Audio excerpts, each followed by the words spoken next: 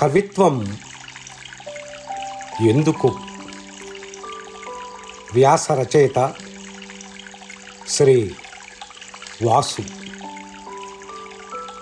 గాత్ర సహకారం డాక్టర్ కందిమళ్ళ సాంబశివరావు.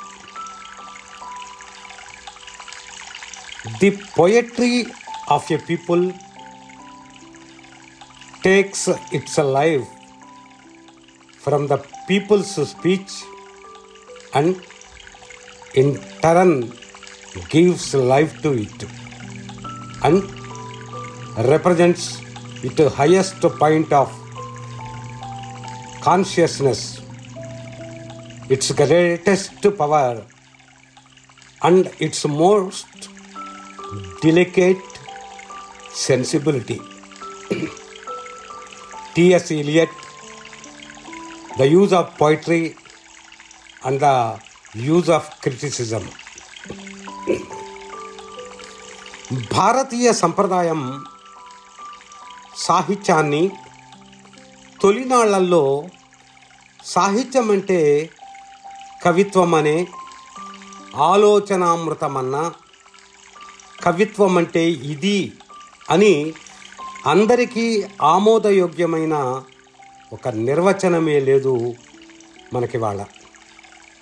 అయితేనే ఈ లేమి కవిత్వాన్ని ఏ విధంగానూ బాధించలేదు.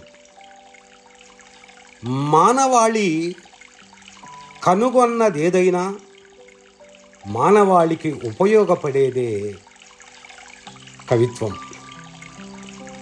కవిత్వం చెప్పడం, రాయడం ఆదిమ సమాజాల్లో మొదలుకొని ఇవాళటి దాకా అనుభవాన్ని నెమరు వేసుకోవటం, అనుభూతిని పంచుకోవటం, శబ్దార్థాల మేలు కలయికతో ఆత్మకింపైన భోజనం పెట్టడం ద్వారా పఠితల ఆత్మను తృప్తిపరచటం కవిత్వం యొక్క అంతిమ లక్ష్యంగా మిగిలిపోతుంది.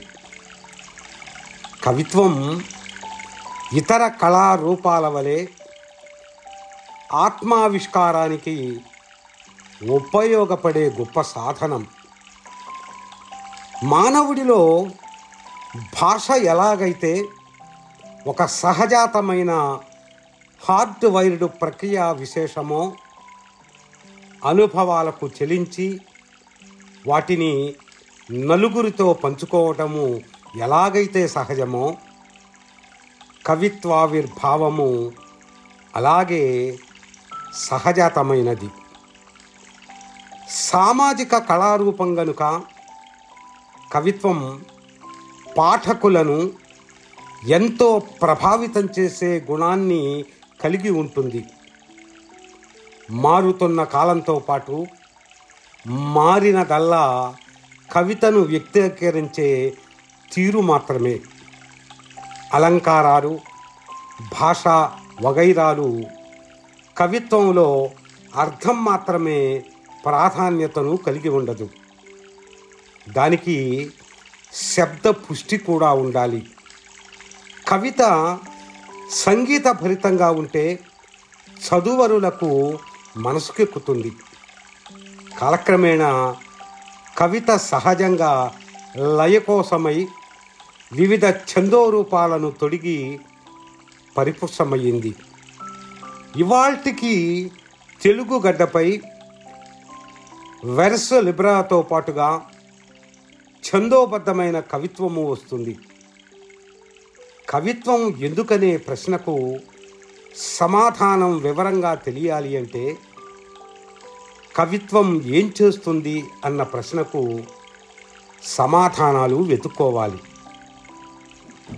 ఆదిమ గీతాలలో మనిషికి తన సమూహమే శ్రోతృవర్గం, దైవమే తోడు. ఆదిమ జాతులు తమ కవితలో తమ తమ భూముల ఔన్నత్యాన్ని, తమ చరితలను, తమకు దైవానికి, తమకు ప్రకృతికి మధ్య గల సంబంధాలను నిక్షేపించారు. సుమేరియన్ పురాణంలో కథానాయకుడు అమృతత్వ సాధనకై సాహసించినది మొదలు మానవుడు ఎన్నెన్ని అడ్డంకులనైనా ఎదుర్కొని ప్రాణాలను సైతం పణం పెట్టి ఊర్ధ్వలోకాలలో నిర్జరమైన నిరామయమైన అనశ్వరమైన జీవనానికై తపించాడు. యుధిష్ఠిరుడు సశరీర సాయుధ్యం పొందడానికి పూర్వం ఎన్నో యుగాలు గడిచాయి. శారీరకమైన అమృతత్వం కుదరదని తెలుసుకున్న నాయకులు తమ రాజ్యాలను సుభిక్షంగా ఉంచదలిచి తమ పేరును నిలబెట్టుకోవాలని కోరుకునేవారు. సప్త సంతానాలను విడిచిపెట్టి దివంగతులయ్యేవారు. తొలినాటి నుంచి కవిత్వం జీవితానికి అర్థాన్ని అన్వేషిస్తూ మనిషి అంతిమ లక్ష్యాన్ని నిర్వచించే ప్రయత్నమే చేస్తూ వస్తుంది. ఆదిమ సమాజాల్లో కవే తాత్వికుడు, గణ ప్రజకు మార్గదర్శి, గుంపునకు పెద్ద దిక్కు. కవిత్వం ఎప్పుడూ చెప్పే మాటను సున్నితంగా హృదయంగమంగా చెబుతుంది. దీన్ని కాంతా సంహితంగా చెప్పడం అని అంటారు.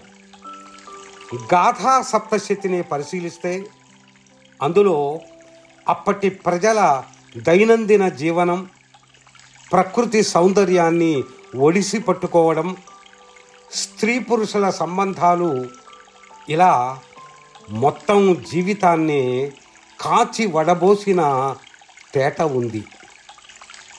కవిస్రష్ట, ఋషి ద్రష్టను సంగీతం నేరుగా మనసును తాకి ఏవో మంత్రలోకాలకు తీసుకువెళ్ళి నిద్రపుచ్చిన సంగీతం ఏ సోషల్ ఆర్ట్ కనుక అది కవిత్వం చెయ్యగలిగేలా మనసును మెత్తబరచి మనిషిని మర్నాటికి మనుషుల మధ్య జీవితానికి సంసిద్ధం చెయ్యలేదు. శాస్త్ర పురోగతి సాధించిన పిమ్మట కవి వైజ్ఞానికునిగా, తాత్వికునిగా మిగలకపోయినా మానవ సంబంధాలపైన, మనిషిపైన తనకున్న కళా నైపుణ్యంతో వ్యాఖ్యానిస్తూ తన ప్రాసంగికతను నిలబెట్టుకున్నాడు. కలలు కనడం, కలలను సాకారం చేసుకోవడం, నిరంతరాన్వేషణ, అందాన్ని ఆనందాన్ని ఆవిష్కరించటం వంటివి మానవునికి సహజాతాలు. కవిత్వావిర్భావానికి మనిషి అంతరంగమే మూలం. పక్కనే పారుతున్న నది, చెట్లకి పళ్ళు ఉన్నాయి చాలులే అని మానవుడు అల్ప సంతోషి అయి ఊరుకుంటే మనం ఈనాడు ఆధునిక సమాజాన్ని సృష్టించుకునే వాళ్ళం కాము. ఒక అధ్యయనం ప్రకారం లోకములో ప్రతి వ్యక్తి కవిత్వాన్ని వ్రాస్తాడు. చాలామంది మొహమాటం వల్ల తమ కవిత్వాన్ని దగ్గర వారితో తప్ప ఇతరులతో పంచుకోరు, పత్రికల్లో అచ్చు వేయించుకోరు. లోకంలో ప్రతి వ్యక్తి కవే. మానవుని కల్పనాశక్తిని భాష పూర్తిగా గిరిగీసి నియంత్రించలేదు, కానీ చాలా మట్టుకు ఏ తత్కల్పనా శక్తిపై ప్రభావాన్ని చూపగలదు. ప్రఖ్యాత ఇంగ్లీష్ మహాకవి టిఎస్ ఇలియట్ చెప్పినట్టుగా కవిత్వం ఒక జాతి ప్రజల నుడి నుండి తన జీవాన్ని గ్రహించి అదే భాషకు ప్రాణం పోస్తుంది. ఇంకా భాష శిఖర స్థాయి చైతన్యాన్ని ప్రతిబింబిస్తూనే అత్యుత్తమ శక్తిని, దాని సున్నితపు సంవేదశీలతను కలిగి ఉంటుంది. ఇదేమిటి, ఇదెందుకు అనే ప్రశ్నలు ప్రాథమికమైనవి.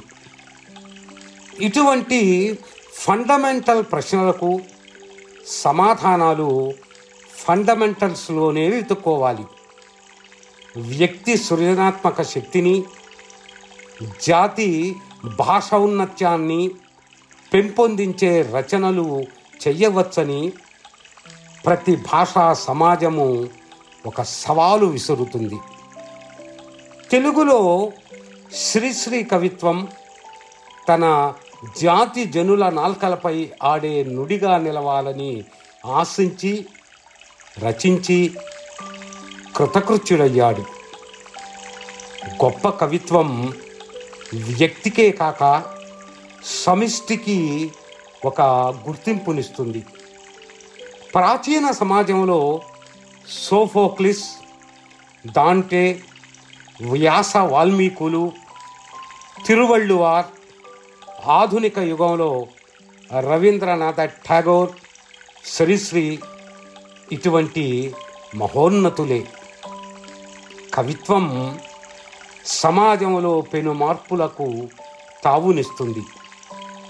ఆదిశంకరుల అద్వైత మత ప్రాచుర్యం వెనుక ఆయన రచించిన కవిత్వము ఉంది.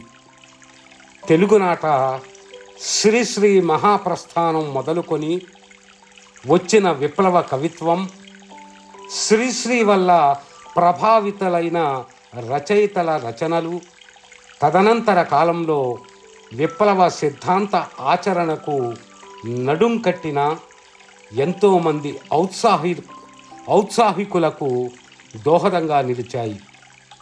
ఆఖరిగా కవిత్వం ఎందుకు అంటే చెప్పవలసినవి 3 వాక్యాలు. George Bernard Shah, I right for the same reason A cow gives milk అన్నారు. రెండవది, కవిత్వం అన్ని నాగరికతల్లోనూ సహజంగా పుట్టి మారుతూ వస్తుంది కనుక. మూడవది, కవిత్వం ఆత్మావిష్కారమనే అతి ముఖ్యమైన మెట్టుగా నిర్వాణ సోపానంలో నిలిచిపోతుంది. చివర ముఖ్యమైన అంశాలు మరొక్కసారి పునరావృతం చేస్తాను. ఆఖరిగా కవిత్వం ఎందుకు అంటే చెప్పవలసినవి 3 వాక్యాలు. George Bernard Shah, I right for the same reason A cow gives milk అన్నాడు. రెండవది, కవిత్వం అన్ని నాగరికతల్లోనూ సహజంగా పుట్టి పెరిగి మారుతూ వస్తుంది కనుక. మూడవది, కవిత్వం ఆత్మావిష్కారమనే అతి ముఖ్యమైన మెట్టుగా నిర్వాణ సోపానంలో నిలిచిపోతుంది.